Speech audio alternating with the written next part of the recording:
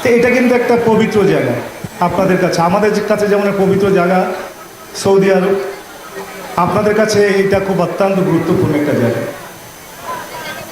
আজকের আপনাদের নেতৃবৃন্দ উপস্থিত রয়েছেন, বৈদ্যনাথ দা রয়েছেন, নীলদা রয়েছেন, তাপস দা রয়েছেন, উজ্জ্বল পরিতোষ দা সহ অনেকে রয়েছেন। আর আমার সাথে সফরসঙ্গী হিসাবে এসছেন আমাদের উপজেলা বিএনপির সিনিয়র যুগ্ম সাধারণ সম্পাদক অ্যাডভোকেট মোস্তফা কামাল মিন্টু, আমাদের থানা বিএনপির সহসভাপতি আব্দুল মজিদ মেম্বার, আমাদের বেনাপোল পৌর বিএনপির ভাইস প্রেসিডেন্ট আতিকুজ্জামান সোনি, আমাদের এখানে উপস্থিত রয়েছেন আপনাদের নিজামপুর ইউনিয়ন বিএনপির সংগ্রামী সাংগঠনিক সম্পাদক আমাদের আনসার ভাই, সেক্রেটারি আতা ভাই ছিল আমার সাথে তখন, আমাদের কৃষক দলের সভাপতি আমিরুল রয়েছে, স্বেচ্ছাসেবক দলের সেক্রেটারি আমাদের ওমর রয়েছে, ছাত্র দলের সভাপতি আমাদের আরিফ রয়েছে, আমাদের সাইদুর রয়েছে, আমাদের শহীদ রয়েছে এখানে। একটু আগে দাদা তাপসদা বললেন যে শহীদ ভাই নীলদাই বললো বলো যে ছোট শহীদ মাঝে মাঝে আপনাদের এখানে অনেক অনুদান দেয় গোপনে গোপনে, তারই হচ্ছে শ্বশুর হচ্ছে আমাদের বড় শহীদ। যাক, আরও অনেকে এখন উপস্থিত রয়েছেন, আমাদের পারুল মেম্বার উপস্থিত রয়েছেন, আরও অনেকে উপস্থিত রয়েছেন।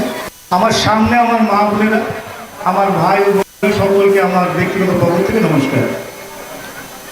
আপনারা জানেন যে আমি গত 12 ফেব্রুয়ারিতে নির্বাচন করেছিলাম, আমার দল আমাকে নমিনেশন দিয়েছিল। সবচেয়ে আশ্চর্য বিষয়, আমি যখন নির্বাচনের মাঠে, তখন একদিন আমাকে উলসিতে নীলদার সাথে দেখা হয়ে গেল। নীলদা একটা প্রাইভেট গাড়ি নিয়ে বিভিন্ন জায়গায় যাচ্ছে। আপনি ভাই কোথায় যাচ্ছেন ওখানে? আমাকে বললো যে আমরা নির্বাচন করছি। আমার খুব ভালো লেগেছে যে নীলদা আমার জন্য, আমি নীলদাকে বলিনি, কিন্তু নীলদা নিজের গাড়ি ভাড়া করে আমার জন্য নির্বাচন করছে শাসক উপজেলায় বিভিন্ন জায়গায় নিয়ে। এটা আমার জন্য অত্যন্ত গর্বের বিষয়। আর আমি আপনাদের এতটুকু বলতে পারি যে আপনাদের শাসক উপজেলায় যদি 20,000 ভোট থাকে আর যদি ভোট দিতে 15,000 লোক যায়, ওই 15,000 ভোটই আমি ধানের শীষে পেয়েছি। এই জন্য আপনাদের কাছে আমি কৃতজ্ঞ। আমি শুধু কৃতজ্ঞ না, আমি এটা কোনোদিন ভুলবো না যে আমার নির্বাচনে আপনাদের সম্প্রদায়ের লোক 15,000 যদি ভোট কেন্দ্রে যায় তাহলে 15,000ই ভোট আমি পেয়েছি। এটা আমার কাছে অত্যন্ত একটা খুব কী বলা যায়, একটা স্মরণীয় হয়ে থাকবে আমার কাছে। তা আমি আপনাদেরকে কৃতজ্ঞতা প্রকাশ করে ছোট করতে চাই না। আমি চাই যে আপনাদের পাশে আমার সরকার, আমার দলের সরকার বাংলাদেশে একমাত্র জানে।